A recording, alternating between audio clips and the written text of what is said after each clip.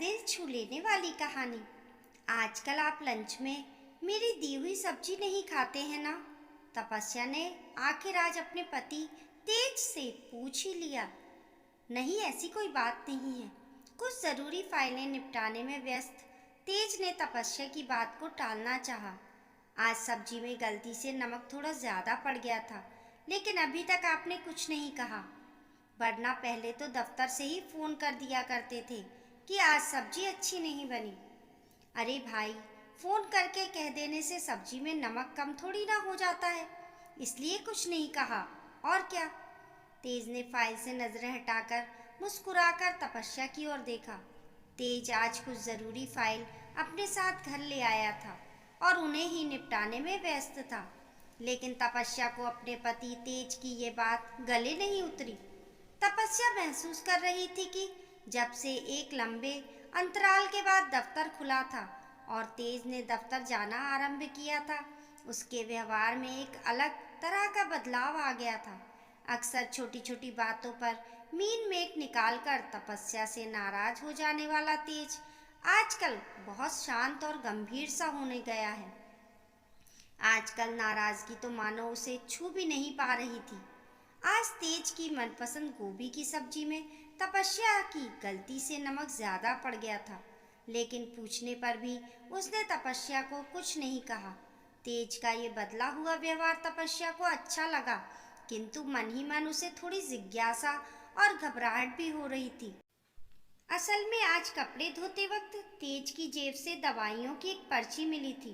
तेज की तबीयत भी ठीक थी और ईश्वर की कृपा से तपस्या के घर का कोई सदस्य बीमार भी नहीं था। फिर उस दवाई की पर्ची का क्या मतलब है, ये तपस्या को समझ नहीं आ रहा था।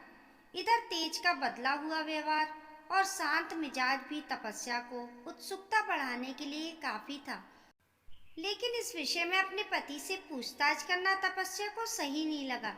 दफ्तर में काम का बोझ अधिक होने की वजह से तेज के व्यवहार में कहीं ऐसा बदलाव तो नहीं आ गया है, या फिर तेज किसी बीमारी से तो नहीं जूझ रहे हैं जो वह मुझे बताना नहीं चाहते। ये सोचकर तपस्या ने तेज के दफ्तर के एक जान पहचान के सहकर्मी रवि को फोन लगा दिया। रवि तपस्या का मुंह बोला भाई जैसा था, क्योंकि रवि तपस्या के ही गांव का रहने वाला था और वहाँ उस शहर में अकेले रहकर तेज के साथ ही उसके दफ्तर में काम करता था। भैया, मैं तपस्या बोल रही हूँ, कैसे हैं आप? अब पहले से बेहतर हूँ बहन। तपस्या को रवि की आवाज़ तनिक लड़खड़ाई सी लगी। आपकी तबीयत तो ठीक है ना भैया? हाँ, अब धीरे धीरे ठीक हो रहा हूँ बहन। हुआ क्या है आपको? तपस्या हैरान हुई। तेज जी ने तो आपको बताया ही होगा, मैं बहुत बीमार हो गया था और अभी भी अस्पताल में भर्ती हूँ। लेकिन तेज जी हर रोज़ दफ्तर से वक्त निकालकर मुझसे मेरा हालचाल लेने अस्पताल आ जाते हैं। बहुत भले इंसान है तेज जी। फोन पर रवि की बातें सुनकर तपस्या हैरान थी, लेकिन अपनी थकी आवाज़ में ही सही, लेकिन रवि उसे आगे बताने लगा। मैं हफ्ते भर से दफ्तर नहीं आया हूँ। मेरे लिए हर रोज़ भोजन और कभी कभार दवाइयाँ भी लाकर दे देते हैं तेज जी।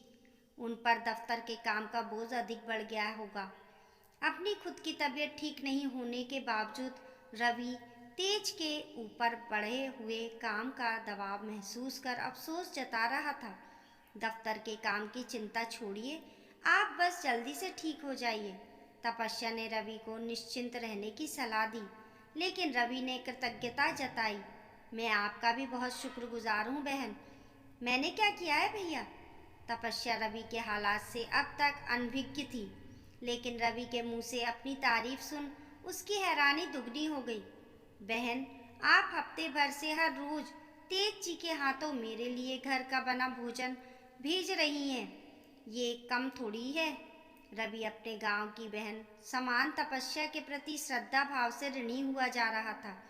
इधर हफ्ते भर से दोपहर का भोजन खुद ना खाकर एक बीमार सहकर्मी को खिलाकर संतुष्ट हो जाने वाले अपने पति तेज के प्रति तपस्या के दिल में इज्जत अचानक कई गुना बढ़ गई थी। इस कहानी को लेकर आप लोगों की क्या राय है, हमें कमेंट करके ज़रूर बताइए। कहानी पसंद आने पर लाइक और शेयर करें। ऐसी ही अच्छी अच्छी कहानियों के लिए चैनल को सब्सक्राइब करना ना भूलें। मिलते हैं फिर एक नई कहानी के साथ। तब तक के लिए नमस्कार।